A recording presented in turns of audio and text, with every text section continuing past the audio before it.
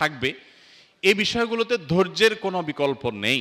বিশেষ করে মেয়েদেরকে আমরা বলতে চাই, মেয়েরা তাদের সাংসারিক জীবনের শুরুতে তাদেরকে বেশি একটু স্ট্রাগল করতে হয়। আমাদের সামাজিক প্রেক্ষাপটে নারীদের প্রতি নানা বৈষম্য, তাদেরকে কোণঠাসা করে রাখার চেষ্টা, নানা কুসংস্কার, এগুলোর কারণে মেয়েদের উপরে অনেক বেশি কষ্টকর হয় তাদের সাংসারিক জীবনের শুরুর সময়টা পার করা। কিন্তু আমি বলি সব সময়, সাংসারিক জীবনের শুরুতে আমাদের সামাজিক বাস্তবতায় পুরুষ শুরুতে একটু বেটাগিরি দেখাইলেও সাংসারিক জীবনের শেষে এসে কিন্তু পুরুষ পুরাটাই বিড়ালের মতো থাকে।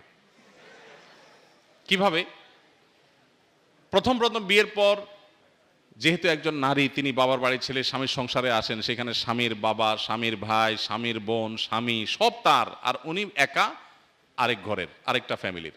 খুব স্বাভাবিকভাবেই এতগুলো পরকে আপন করা চ্যালেঞ্জিং একটা কাজ হয়, খুব কষ্টকর হয়। অনেক মেয়েরা এটা ধৈর্য ধারণ করতে পারেন না। আর ওই যে এক শ্রেণীর মানুষ আছে যারা আমাদের ধার্মিকদেরকে, আমাদের মুসলিম বোনদেরকে খোঁচাখুচি করে বলে, আরে কি জন্য সমস্ত স্ট্রাগল করবা, বের হয়ে আসো, দেখো জগৎটারে কত সুন্দর।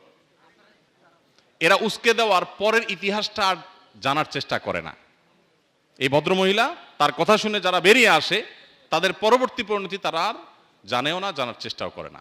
এর বিপরীতে যারা কষ্ট করে টিকে থাকে, যারা কষ্ট করে ধৈর্য ধারণ করে, সবর করে, নদীর কিনারাতে যে বড় বড় ঢেউ, এটা দেখে ভেতরে ঢুকতে যারা ভয় পায় না, সাহস করে এগিয়ে যায়, একটা পর্যায়ে তাদের এই কষ্টটা থাকে না। কখন কষ্টটা থাকে না? একজন মেয়ে যখন স্বামীর সংসারে যাওয়ার পর প্রথম কষ্ট হয়, একটা বাচ্চা হয়, আল্লাহ দেয়, দুইটা বাচ্চা হয়, সংসারে আস্তে আস্তে বাচ্চারা বড় হতে থাকে। এক একটা বাচ্চা বড় হওয়া মানে তার এক একটা বাহিনী দাঁড়ায় যাওয়া। এই ছেলে মেয়েগুলো যখন বড় হয়ে যায়, ডানে দেখে ছেলে দাঁড়ায় আছে, বামে মেয়ে দাঁড়ায় আছে, কদিন পরে ছেলের ঘরের ছেলে, এরপরে মেয়ের ঘরের মেয়ে, এগুলো যত বাড়তে থাকে, এই সবগুলোকে দিন শেষে মায়ের বাহিনী হিসাবে কাজ করে। বাবা বেচারা তখন সোফার এক কোণায় চুপচাপ বসে থাকে। সারা জীবন যত উসফুস করেছে সব শেষ। এখন ভদ্রলোক, পৃথিবীর সবচাইতে ভদ্র মানুষ হিসেবে সোফার এক কোণায় বসে থেকে বিনম্র আচরণ করে তিনি নিজেকে উপস্থাপন করেন। আর ভদ্র মহিলা যত বৃদ্ধ হতে থাকে, যত বয়স বাড়তে থাকে, তার সৈন্য সামন্ত লোকবল, তার বাহিনী ডানে বামে এমনভাবে তার বাড়তে থাকে।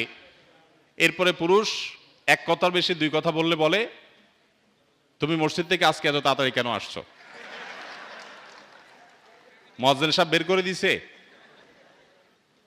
বেশি কথা চলে না, এটা কিন্তু বাস্তবতা। এই জন্য বোনদেরকে বলতে চাই, সাংসারিক জীবনে শুরুতে শুধু বোনদের কেন, ভাইদের জন্য একই কথা প্রযোজ্য। সাংসারিক জীবনে দুজন দুজনের সাথে প্রথমে অনেক ঝামেলা তৈরি হয়, সবর করে টিকতে হয়। একটা সময় আল্লাহ তাআলা সুদিন দেন। আর যারা অধৈর্য হয়ে যান, তাদের সে সৌভাগ্যটা হয় না। মেয়েরা দেশের বাইরে পড়তে যাওয়া কতটুকু যুক্তিযুক্ত? কোনো নারী যদি দেশের বাইরে পড়তে যেতে চান, মুসলিম নারী, তাহলে সেক্ষেত্রে তিনি মাহরামের সাথে অবশ্যই যে কোনো জায়গায় যেতে পারবেন। এক্ষেত্রে তার জন্য মৌলিক শর্ত থাকবে যে সফরে মাহরাম থাকা গুরুত্বপূর্ণ শরীয়তের একটি বিধান। নবী সাল্লাল্লাহু আলাইহি ওয়াসাল্লাম বলেছেন, লা তুসাফিরুল মারআতু ইল্লা মা'আজি মাহরামিন। কোনো নারী মাহরাম ছাড়া অন্য কারোর সাথে, অর্থাৎ অচেনা গায়রে মাহরাম মানুষের সাথে তিনি সফর করবেন না। যদিও এক্ষেত্রে কোনো উলামা একরামের ভিন্নমত রয়েছে, যদি মহিলাদের সাথে অন্যান্য মহিলাদের দলের মধ্যে সংযুক্ত হয়ে থাকেন, যে তাদের মাহরাম আছে, যে তার সেফটি, নিরাপত্তা, এগুলোর কোনো শঙ্কা থাকবে না, তো কোনো উলামা একরাম ক্ষেত্র বিশেষে নিরুপায় হলে তখন জায়েজ বলেন। বাট সাধারণ অবস্থায় মাহরাম সহই সফর করার বিষয়টি গুরুত্বপূর্ণ। মাহরাম দিয়ে আসলেন, নিয়ে আসলেন, এটুকু হলেই হবে। আর যেখানে থাকবেন সেখানে ফিতনা মুক্ত, তার কোনো প্রকার ঈমান, আমল, চরিত্র এগুলো সংকটে পড়ার শঙ্কা নেই বা জোরালো সম্ভাবনা নেই, এরকম হলে সেখানে তিনি অবশ্যই জ্ঞান অর্জন করতে বাহিরে